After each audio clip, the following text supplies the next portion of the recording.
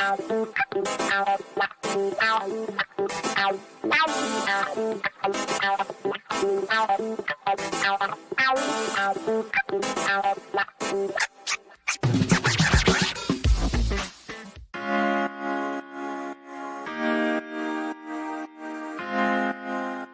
stop crying. Tell us why that is. I promised myself I'd stop crying. Tell us why that is such a big deal to LGBTQ youth. I mean, as a school board member, as a gay man, what did that moment mean? Gosh. There are a lot of kids who just want to be treated like anybody else. And, they see what's happening in these right-wing states all over the country with anti-trans bills. And to have the leader of the free world stand up in front of Congress and tell them enough is enough, and that he's going to stand up for them, it means a heck of a lot, because we know the previous president would not have done that. When he said, I have your back, I literally welled up. It's like, oh my God, that probably saved a lot of kids' lives, in more than one way, right? He also talked about free community college and preschool and family leave and all of these other things that will make everybody's lives appreciably better. But we also know that LGBTQ Americans are much more likely to live in poverty, et cetera. So speaking of teachers, there was a lot in that speech. Speaking of teachers and gays, how fantastic did Jill Biden look?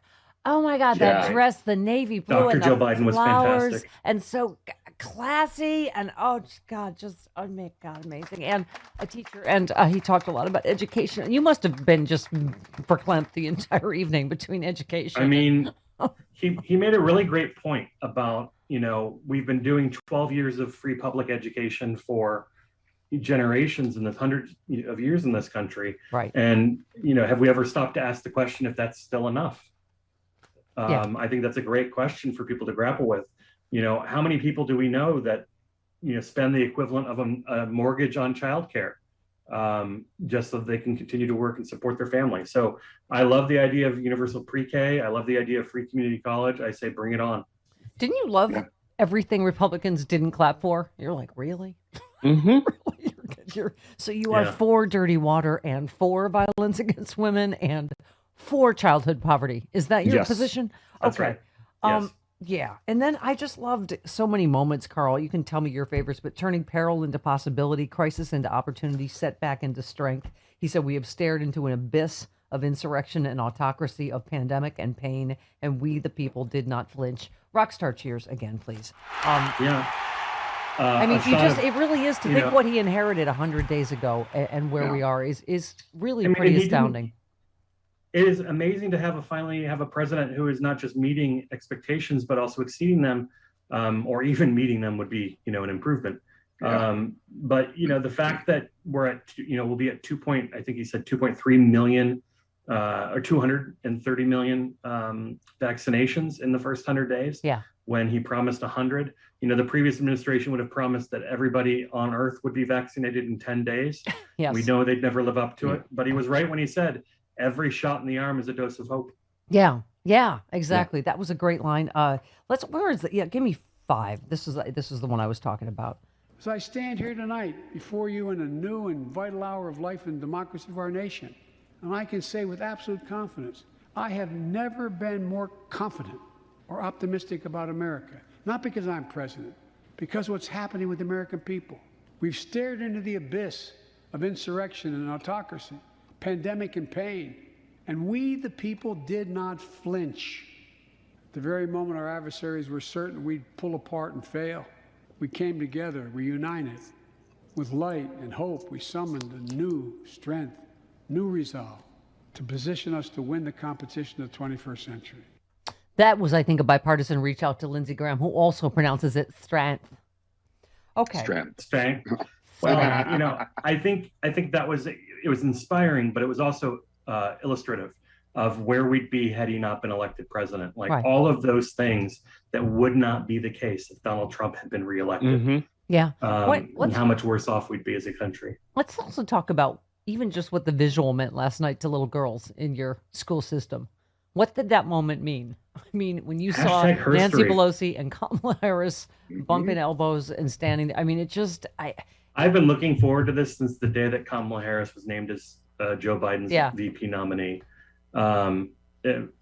I mean, I worked for Louise Slaughter on the Hill a long time ago. Yeah. And she's no longer with us, but I know that she's looking down, so proud that the country finally got this opportunity. I had friends whose daughters were saying, like, do they get to speak? I'm like, one day they will. Yeah. How come they still got to sit there and shut up? What's that about? I like it. I like little girls are plucky now. They're like, what? Okay, so Yeah. what? They're there. Darn right. Yeah, I propose, shocking, Carl, proposing to fund education by raising taxes on the rich. Gasps. Pearl clutching. Not even all the rich, by the way, right? No. Not even all the rich. Less Right. than 1% of us make over $400,000, right?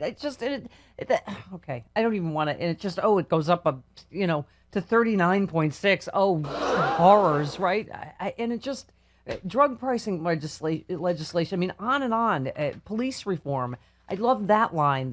We've all seen the knee of injustice on the neck of Black America. Now is our opportunity to make some real progress. What were your, I mean, we've already talked about some of your highlights, but just your general impression. I like that he's taking advantage of the momentum, right? One of the things that we used to say about Barack Obama, despite all of his accomplishments, was that he never took a second to say, we won, and now we're going to do more. And I like that Biden and Kamala Harris are taking a victory lap this week and getting out there in the country to talk about the successes of this administration so that they can rally support for the next big moves they have to make, the American Jobs Bill. This infrastructure plan that they've got is going to make a huge impact. He said the word jobs. I can't remember. So I lost count of the times, but it was that was smart because it's all about jobs, right? Infrastructure. That's what people care about. I mean, Yeah. these are issues that, this is why he's got 60% approval. Yeah. That's not going to last forever, but you might as well get what you can out of that 60% while you can. Yeah. I love that we'll get to it later about how grumpy Trump has been since he left office.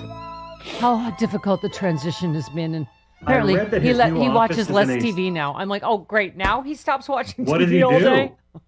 Well, because Is he you just know eating, why? like, Because he doesn't well-done want hamburgers? he doesn't want to keep hearing that Biden's approval rating is double his, and who else is getting raided by the FBI that worked with him? It's coming up to him.